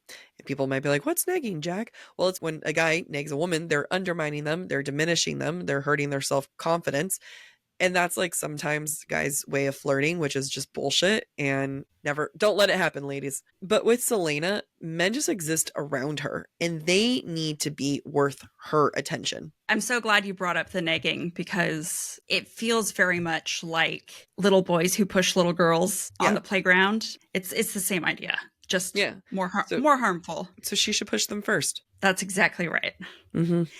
Just a little note, SJM has been intentional when horses have shown up in her stories before. We've seen that in A Court of Thorns and Roses, most obviously. So I had to stop and look at the horse situation here as well. And I want to note that Selena is given a piebald mare. So that's a mare that's white with large brown markings. They can also be other colors, but I'm going to say brown for now. Kale, who chains Selena to his horse, rides a black stallion, which is a very powerful type of image and association. So even in the horses, there's a power differential in the appearance and the connotation of these animals, which, of course, Always. SJM. Very classic. I think like when we talk about ACOTAR, please guys go listen to that season because we talk a lot about this and you can see where it came from, how she was building it up to begin with. Yeah. SJM is putting the time to show us that Selena has trauma and PTSD. And this is when they're getting ready to go through the gate. So I want to flag that. Quote, the wall suddenly loomed and her blood throbbed in her veins. The last time she'd been this close to the wall, the crack of the whip sounded, followed by a scream. None of these slaves would ever leave here, even when they died, and that even if she was free, others were not. This is showing us again that Selena's identity has changed. We need to remember that to understand that she's an unreliable narrator because she is figuring herself out. This isn't us saying we can't trust anything she says. She's an unreliable narrator. There are reasons why characters are unreliable narrators. And this is one. She doesn't know who she is. She's figuring it out. That's exactly right. SJM is also tying the image of Selena's scars on her back to her PTSD and trauma. But more importantly, they're also being tied to her guilt for being able to go free and leaving all these other prisoners behind. Quote, she became all too aware of the 3 long scars down her back. Even if she earned her freedom, those scars would always remind her of what she'd endured, and that even if she was free, others were not. The scars and the guilt associated with them is going to be a recurring image and theme, and it's important to establish it now as Selena departs from Endovier. It would be weird to bring it up later. I know. BT dubs, I have scars. Doesn't really flow. A big theme that we're going to see here are thresholds. And it's a huge theme we see in ACOTAR. All right, I'll plug it one more time, guys. Go listen to our ACOTAR season. But we're going to see that here as well. Quote, Selena faced forward, pushing those thoughts from her mind as they entered the passage through the wall. In literature, you will see thresholds usually meaning a big change. It's a metaphor and it shows that there's a new beginning, a new shift. Once you go through a threshold, things are not the same. And we see this with Selena going through the walls that separate the minds from the outside and showing us visually in a very beautiful way that her world has now changed. It's not a coincidence that Selena struggled with the idea of being a slave and finally becoming free. She thinks this, quote, she shifted her hands in their shackles, watching the chains sway and clink between her and the captain of the guard. It was attached to his saddle, which was cinched around his horse, which, when they stopped, could be subtly unbridled. Just enough so that with a fierce tug of her end, the chain would rip the saddle off the beast. He'd tumble to the ground and she would... And it just kind of cuts off. Selena is telling herself this narrative that if she were physically capable, she could easily do these things. And like we said, we made it clear that she's not capable of it. So it's not a surprise to me that you have this big moment where Selena's like really struggling with this, I'm no longer going to be trapped here, to then this overly cocky, well, I can pull him down from just this chain. These things balance each other even when they seem too extreme. I have to also say or think that if Selena wasn't trying to calculate and do these things regardless of her level of power or strength, I wouldn't believe her to be Aderlin's greatest assassin. Yeah. Right. Yeah. So SJM has to balance the calculatingness of an assassin with how much Selena actually believes she's capable of it. Yep. Maybe it's just inherent in her mind because she's been trained for so long. Now, one of the things I also ask myself often when we come across a funny character is how much of the humor is the author's own humor, regardless of what other people think. I think Selena's funny. I really like her. I don't think anyone's disagreeing with you. Just trying to acknowledge that I am not always right.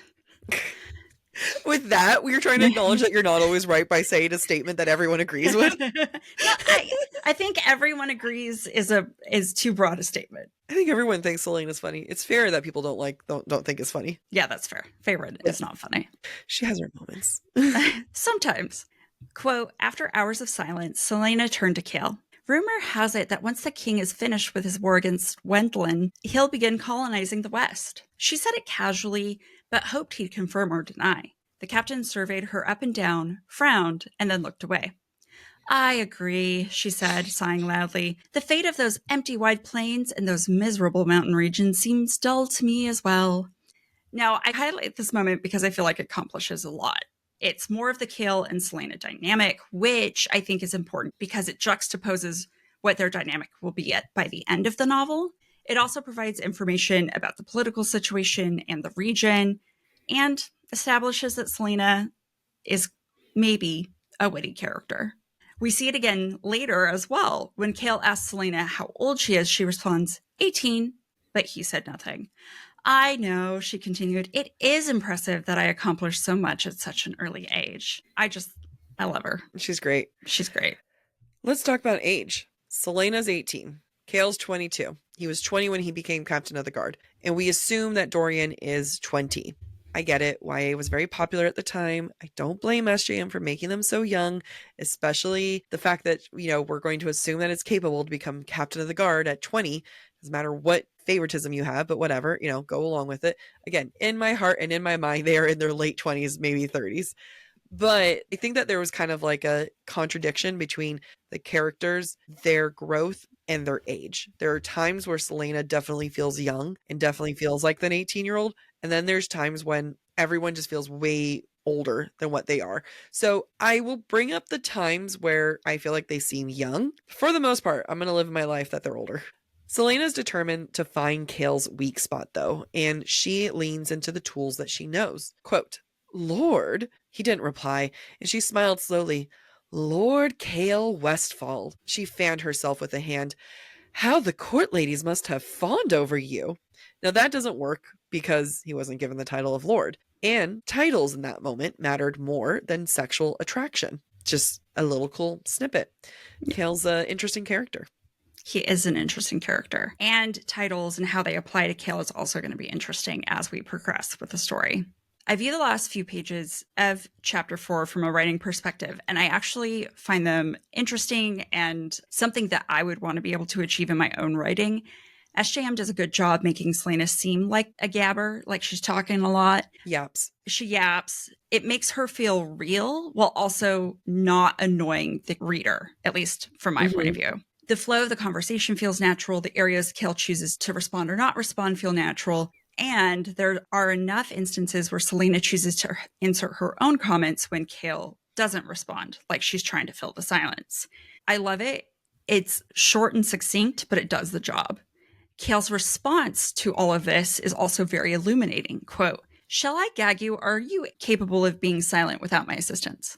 So even others like Cale view her as a yapper. Now, I have to ask, is Cale a jerk? Or perhaps he doesn't want to talk to Selena because he doesn't trust her and doesn't want to give her any information. Or maybe, and I believe this one more so than the rest, does Cale not want to talk to Selena because doing so humanizes her and he cannot afford that? She's an enemy at this point until proven otherwise. She's a prisoner. Yep. She's a means to an end. It is his job to protect Dorian and everything. And until she's a prisoner, I will say, though, this is where I wish that this wasn't a YA book, because I feel like modern SJM would have responded with, like, shall I gag you? Like, I feel like Selena would have been like, ooh, don't threaten me with a good time or something. Yeah, absolutely. Yeah, absolutely. Chapter 5. Control is important for Selena, even with the false sense of control. Quote, Selena brushed a stray wisp of hair from her face and allowed herself to be led into the clearing. It's not real control. She can't just allow them. Like, they're going to do that. They're going to manhandle her, but it's a survival technique. It's a moment to tell yourself, I'm still in control. I'm glad you bring that up because in my book I wrote, she's shackled. There's no allow. Yeah. She's being forced. Yeah. But to your point, she's telling herself a narrative to survive. And it's also a reminder to us as readers, her perspective is skewed. Yep. There is a vulnerability to Selena, and some of that is youthfulness. When they break, the dogs, quote, approach the assassin with wagging tails and lay at her feet. At least someone was glad for her company. There is this sense that she's starving for connection and wanting to be with someone else, and there's that vulnerability. And it also shows that she's not entirely closed off, which is great because she's been a slave for the past year, you know. That might close you off, but we get a sense of that vulnerable side to Selena here. And you can tell that she's feeling vulnerable because she's worried about feeling sick or being sick from eating in front of all these guards. Now, again, she's already in chains. She's already the prisoner. She already appears weak to them. However, because of the narrative in Selena's head, she has to continue to tell herself, I can't be viewed as weak. And she will control the things she can control to avoid that vulnerability. I also have to note that if she's weak, can't keep down food, and doesn't gain strength or appear strong, it's going to make her ultimately less desirable as a champion, which means she would lose her shot at freedom. So there's a lot of vulnerability from a lot of different angles that are coming at her. Another writing thing that I noticed is that while Selena is observing Dorian and Duke Parrington, quote, Dorian's entire body seemed tense, and she didn't fail to notice the way he clenched his jaw when Parrington spoke. Whatever their relationship was, it wasn't cordial. I feel like the SJM of today might not have said that last sentence, the whatever their relationship, it wasn't cordial, because you can see it in the writing. And that's just a small nuance that I think more experienced writers, the more they write, the more they realize they don't have to have those extra words. I think that this is also a good call out. I don't want anyone to think that we're like picking on her for being a youthful writer. I think this is more when every time we call it out, it's going to be a celebration of her growth. And nor do I think that that's like a bad line to add. It just shows the progression as a writer. So giving her grace, but calling these moments out is saying like, wow, look at how far she's come. Yeah, because she's come a long way.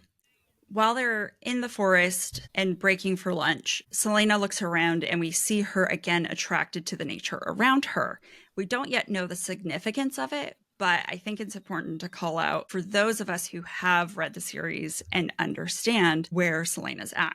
She sees the leaves dangling like jewels. She describes the ground as, quote, a carpet of such riches coating the forest floor. Selena also observes that the forest, quote, echoed with the remnants of the power that had once given these trees such unnatural beauty.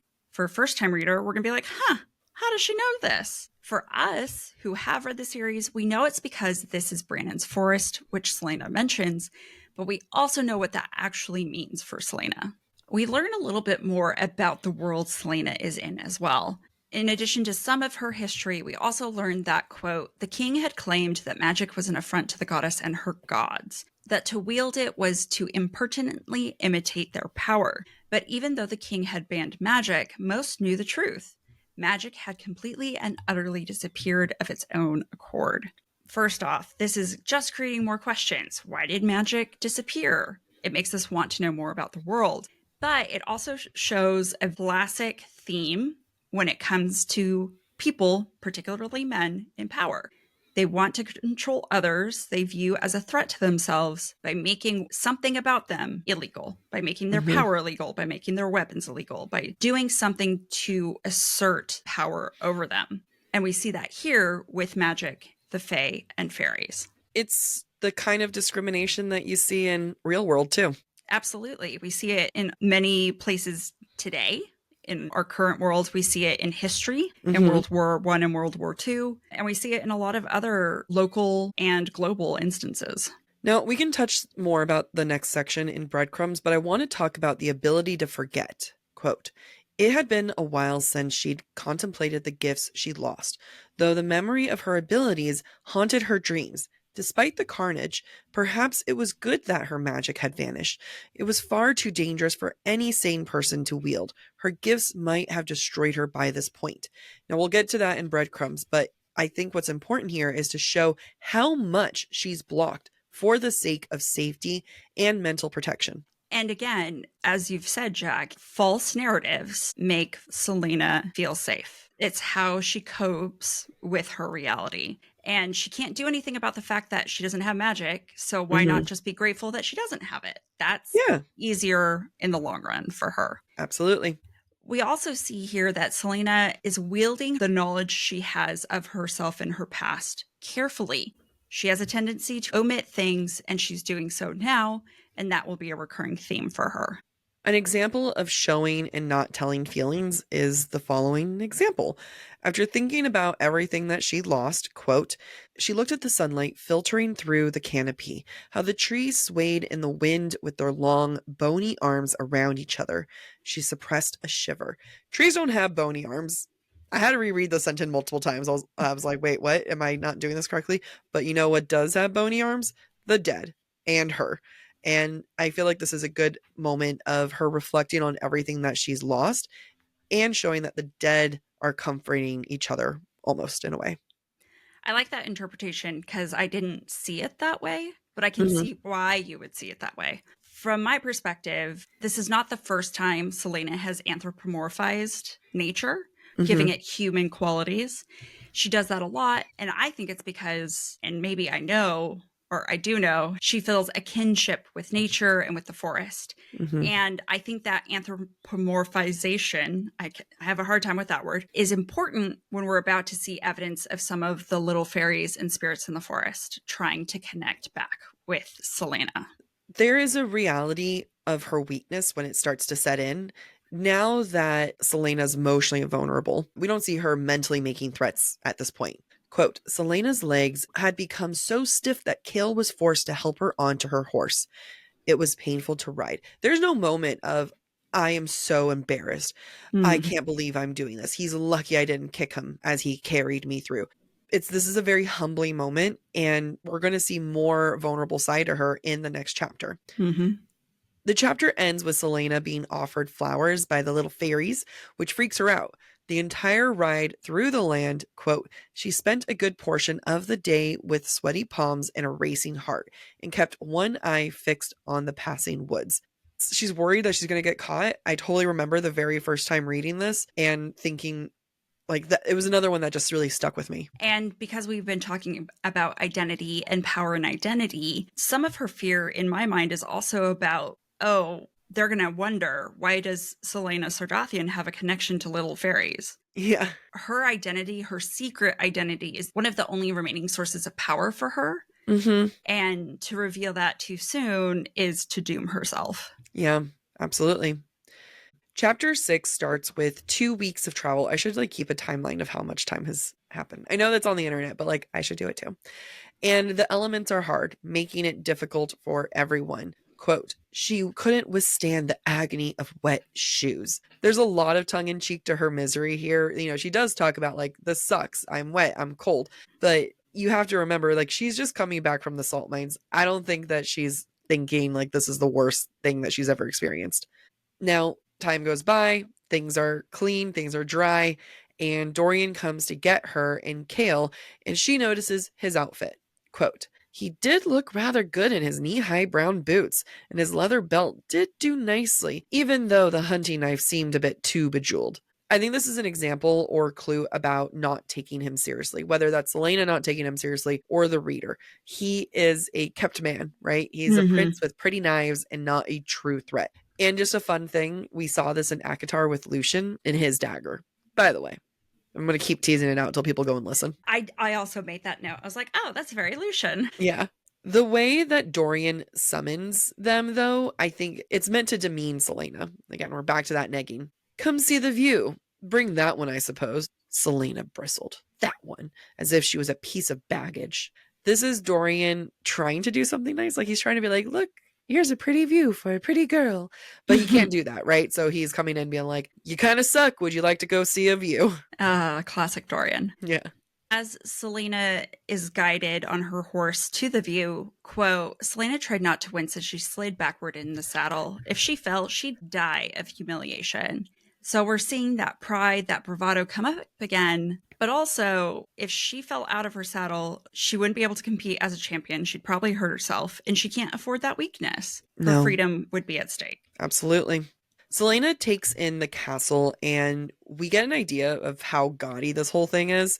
Even Selena's opinion is similar to when she saw it the first time when she was younger. Quote, even then she found the castle tasteless, a waste of resource and talent, its towers reaching into the sky like fingered claws. I mean, she gets to say that because she, princess, she knows castles. What I like about this visual is that it makes the castle feel monstrous. Just before that, the narrator explains to us that the glass castle was built on top of the stone castle. And all of this, when we know the reality of who's in power and what is in power, it all feels ominous and foreshadowing for that reality. In my mind, the glass castle being built on top of the stone castle, it's almost parasitic. The glass castle is using the stone castle as a host, and through that foundation is able to have these towers that look like clawed fingers that are imposing upon the skyline. We're also learn the contradiction of Selena, even at a young age. It was always there. Quote, she remembered the powder blue cloak that she kept touching, the weight of her fresh curls, the scratch of her stockings against the saddle, how she'd worried about the spot of mud on her red velvet shoes, and how she kept thinking about that man, the man that she killed 3 days earlier. Like, these are two different, it's like, oh, my muddy shoes and the murder. What I find interesting is that in looking at her past trauma, even though she had thoughts about the castle, she was still trying to ground herself from its monstrosity, but also the horror of having killed someone for 3 days earlier by the tactile act of touching her clothing, paying attention to her clothing. I just thought that was worth pointing out. While they're viewing the castle, Dorian mutters, quote, one more tower and the whole thing will collapse. There's a very obvious lack of reverence on Dorian's part, which is very illuminating when he's been such an asshole leading up to this, right? You think he's the perfect, pampered, compliant prince, but this is the first sign of the crack in his facade. I also view this as a metaphor for how Dorian is critical of his father's power. It's not just about the castle, it's about his father and the things that he's done. Meanwhile, Selena can't pay attention to what Dorian's saying. She instead sees, quote, the shadow of the castle grew across the city like a hulking beast. She has more fear where Dorian has more criticism, and she's not able to make the connection with what Dorian's saying right now. After seeing Selena with so much recent trauma, her last time being at the salt mines, we get an insight to more past trauma without even realizing that we're getting insight to past trauma. Quote, Selena couldn't keep her eyes from the castle. She felt so small, even from afar. She'd forgotten how dwarfing the building was. You look as if you're facing the gallows, not your freedom. That's what Kale said to her. Selena is currently struggling with her identity and the same feeling she has when she first went into the city, younger and closer to when she had, family and land. So a lot of mirroring moments here. We get a real moment of connection and humanity from Kale, which I was surprised and I forgot how early that happened in the book, especially for how much distance he's been putting. He says that Endovier must have been terrible, and her response is, quote, the overseers had been instructed to treat me with extra care and took the liberty of rubbing salt into my wounds, salt that I mined, and whipped me often enough that some of the gashes never fully closed. And there's a lot more to that quote, right? And it's more like there's a lot more that she went through and how she relied on the help of the Elway people. We are getting so much groundwork done here. There's so much groundwork being done. And to your point, there's also a lot of work with Kale that's happening. It's emphasized by how, quote, Kale didn't reply and only glanced at her before dismounting. He didn't speak to her again that day except to bark commands. It's a reminder that, in my view, he doesn't want to engage with Selena because she will be humanized in his eyes through the process. That's why he avoids talking to her. Not because she's pretty. Not because she's pretty. Selena can't sleep and looks at the castle. So, because as one does, imagining it as if time was passing and she was not. So she looks at it and the mountains are rising and falling. Vines are creeping all over it, covering it in thorns and leaves. Well, she's the only one awake. And that's such an interesting visualization in her imagination and wanting to see a city collapse in time. Quote, she didn't wish to reign over the city again. Magic was dead, the Fae were banished or executed, and she would never again have to have anything to do with the rise and fall of kingdoms. She wasn't fated for anything, not anymore. This is so amazing because I feel like what we're hearing is Aelin. We are not hearing Selena talk. This to me is all Aelin. And this is Aelin not wanting to deal with the life that she's been dealt and with the loss. And I just really applaud SJM for giving us a moment with a character, because Selena and Aelin, same but different. We're getting this character that, we don't really discover until a couple more books from now. Yeah. And it's pretty clear in this that, like, if she cares that magic is dead and the Fae have been banished and executed, well, what does that mean? That she's probably one of them. But we don't necessarily make that connection. No, because she likes the dogs. She likes everything. She likes dogs. She likes flowers. I can believe she's compassionate. Yeah. What we're seeing here is what we've seen time and time again with Selena. She's telling herself a pretty lie, and that's part of her coping strategy. She wasn't fated for anything. She must not be fated for anything if her life is this shitty. Well, Selena, maybe not. It's so dark. Sorry, I'm just kind of process that. I'm like, oh God. All right, don't feel depressed. That's fine. This is her, not me. We get our first point of view change, and it's not Selena, and it's from Dorian.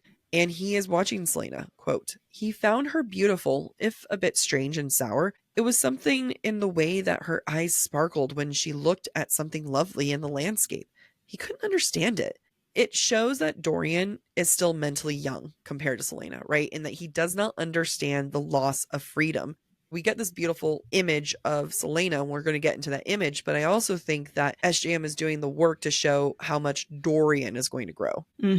Now, this next part, shout out to listener Jess, who says my favorite scene is when they travel back to the castle and Dorian sees Selena looking at the stars, and I completely agree. So let's get into this amazing line. Quote, the image haunted his dreams throughout the night, a lovely girl gazing at the stars and the stars who gazed back. It's reminiscent to when she's going to become Aelin in Heir of Fire. Quote, she lifted her face to the stars. She was Aelin Ash River Galathinius, heir to two mighty bloodlines, protector of a once glorious people, and queen of Terrasen. She was Aelin Ash River Galathinius, and she would not be afraid. I gave myself chills. Okay, don't cry. Yeah, you gave me chills too. Oh my God, I'm so excited. Okay, it's also reminiscent of future things to come in future books. What I love about this scene from Dorian's perspective is that it is a complete contrast to the last thoughts we have from Selena and how, quote, she wasn't fated for anything, not anymore. With the stars looking down on her and her looking back up at them, Dorian can clearly see that that is not true, even if Selena can't see that for herself. And I thought that was just really beautiful. So if you're familiar with the podcast, we like to save breadcrumbs at the very end. However, we have more to talk about. So we're kind of like brushing things in, sweeping them away, which has now resulted in the growth of... I was going to say sweeping them together, not sweeping them away. Okay, sweeping them together. Breadcrumbs and Broomsticks. I was just going to the name. Yes, Breadcrumbs and Broomsticks. Now, if you're new to the podcast, Breadcrumbs, we're literally talking about pieces of breadcrumbs like Hansel and Gretel that SJM leaves for us to lead us to the foreshadowing and the foresight she had of what was to come. And as our listener, Danielle Salazar says, the foreshadowing is one of her favorite things, that it feels like every page has a breadcrumb to reread. So let's go into some of the ones that we found. In chapter 1, we see this reference to future love interests. We know as readers that Chaol will be a love interest in a future book, as will Rowan. Chaol's sword, interestingly, has a, quote, shimmering pommel shaped like an eagle mid-flight, which... Similar to another bird love interest. Yeah, so I don't know, is Chaol's family represented by an eagle? And Rowan... Rowan's an actual hawk. Right. That's, well, Chaol's holding an eagle sword. So, in this moment, he's an eagle. Yeah. As we all know, hawks are far sexier than eagles. Yes, they sure are. In chapter 2, we meet Dorian dressed like this, quote, on his black doublet, an emblazoned gold rendering of the royal wyvern occupied the entirety of his chest. Red cloak fell, gracefully around him and his throne. What does this remind you of? Manon, like literally, wyvern, red cape. And shout out to M. Wally for pointing that out.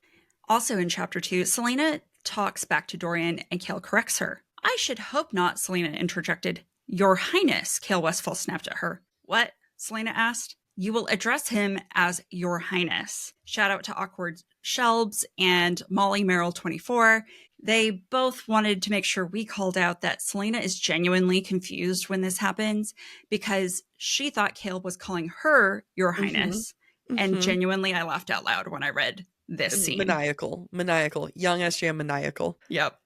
In chapter 3, after agreeing to fight as Dorian's champion, Selena thinks, quote, yes, she would go to Rifthold, to anywhere, even through the gates of the word, and into hell itself, if it meant freedom. Funny how she'll eventually go through the gates of word later, and multiple times. And funny how these same gates will appear in Crescent City and open up into hell. Yeah. SJM. In chapter 4, Selena wears a, quote, forest green velvet cape during her travels. This is the color of Terrasen, like the forest she keeps longing to escape to. How convenient that it is also her cape. Right.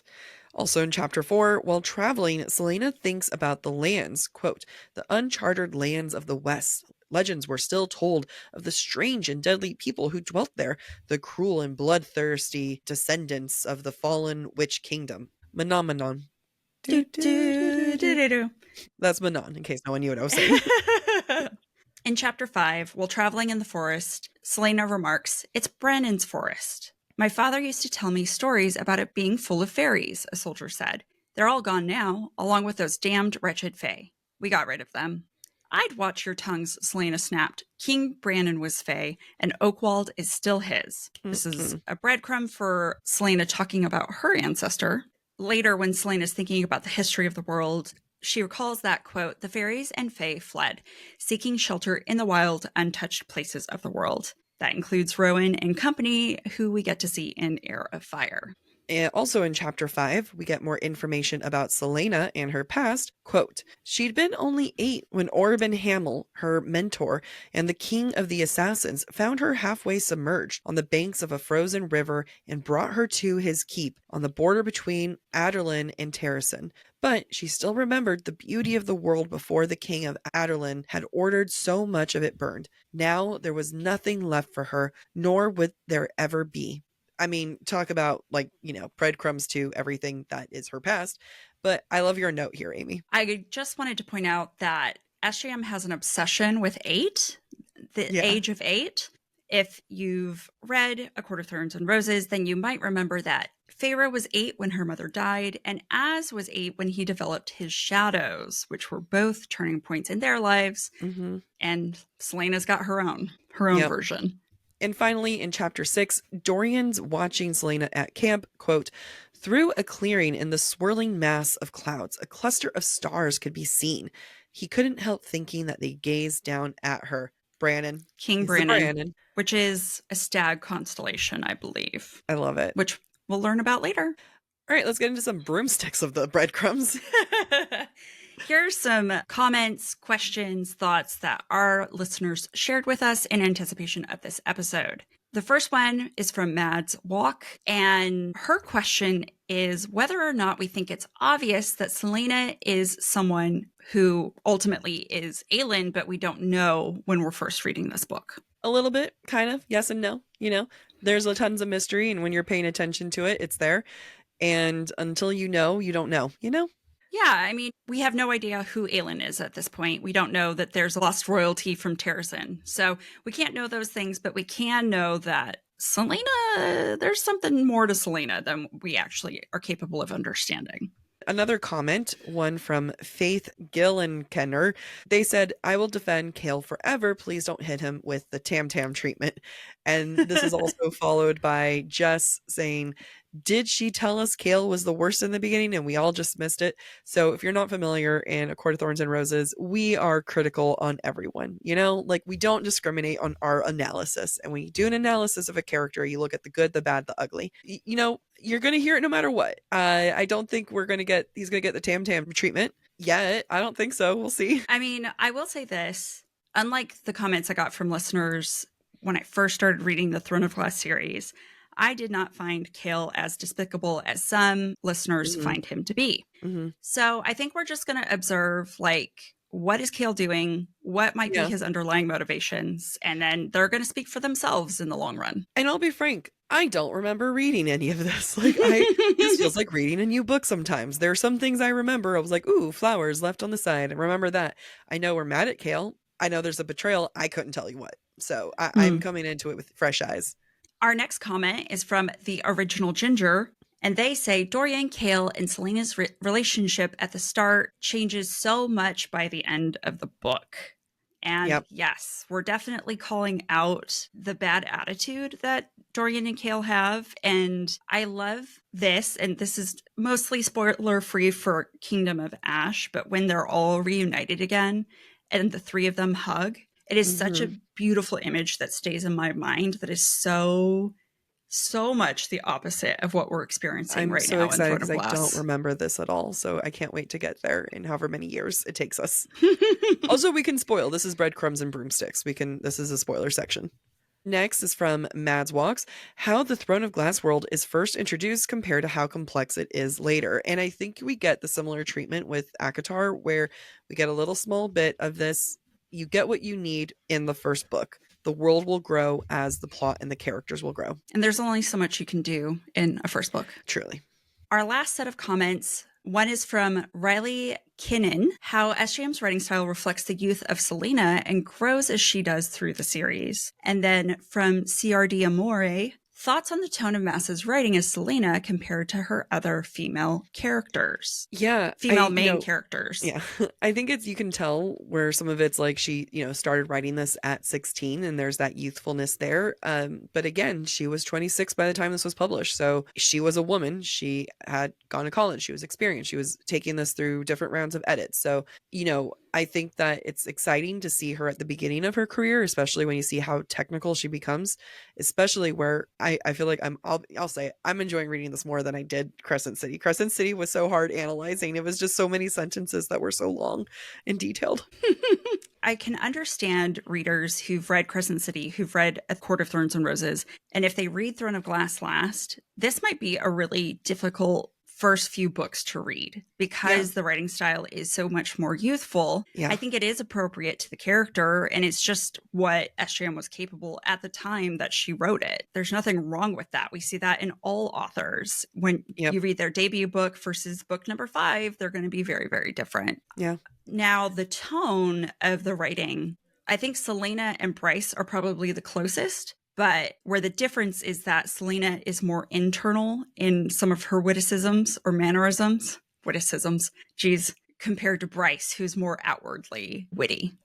And now let's get to the question that we asked at the top of the episode. Jack, is Selena Sardothien a protagonist we want to follow into this novel and the epic series to come? I think at this point, yes. I think that especially in these first 6 chapters, we've seen so much teaser. We've seen tons of, clues of who's she going to be, what's going to come out of this. And I think that we've seen funny, we've seen vulnerable, we've seen emotional, which I will define as different than vulnerable, and then we see her hopeful. You can't have more than that. And then you have 2 hot guys that who is she going to be with? So I think when it comes to like the first 6 chapters, SJM does such a good job of creating a female character that we could want to know more about. Yeah, and I love that as we get to know Selena Sardothien, there actually end up being more questions that there are answers in the first 6 chapters, but it's not so much so that it's overwhelming. It really is this giant mystery / intrigue that SJM is creating through this character that makes you want to learn more about her. It helps that she's funny. It helps that she's got this bravado about her because you want to understand her, see what makes her tick. I also want to give SJM a shout out. We haven't had like a huge info dump. And that's really hard in a fantasy world. Like we've been getting more of this world as it opens. Like we know they were fairy. We know magic no longer exists. We know all sorts of other things. But like talk about doing such a good job of like, it's just not dawning on me. I'm like, there's no info dump. There's no info dump that is pages long that was like too much information for no reason. Not egregious. I'll say not egregious. Right. Dump. Yeah. But yeah, I agree. I think she does it really well. It's the slow dripping of information.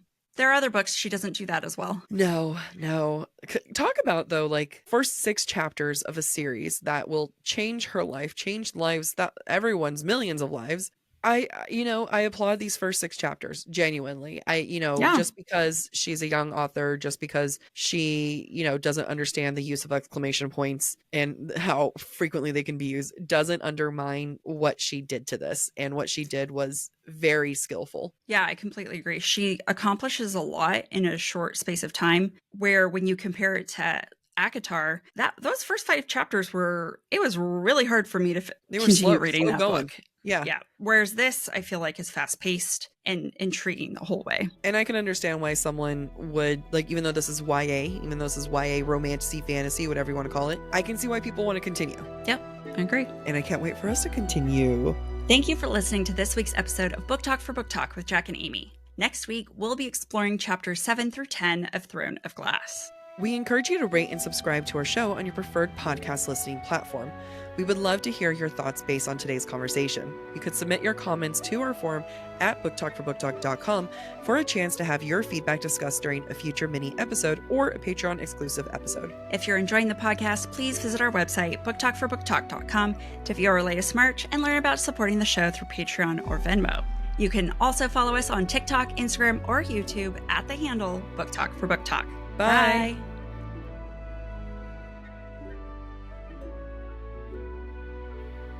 Ardalan. Fuck. Adarlan. Thank you. Yes. I was smiling too quickly because I thought I was making a different point. That was a good job. Thanks. I was proud of myself when I was As like, you should be. That was, wow. I missed that one. Yay. Aurelia. Thank you. I could not remember how to pronounce that. Aurelia. That's not how I would spell it. I always want to say Aurelia. Look, Aurelia. Between the two of us, we'll be able to say this book. Yeah. Adarlan.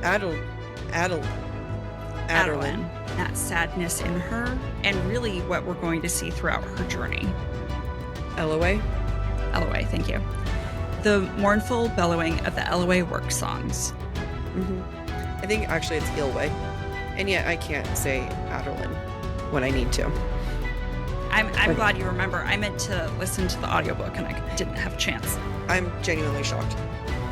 Okay. I'm really impressed. It got locked up in there somewhere, that knowledge. Yeah.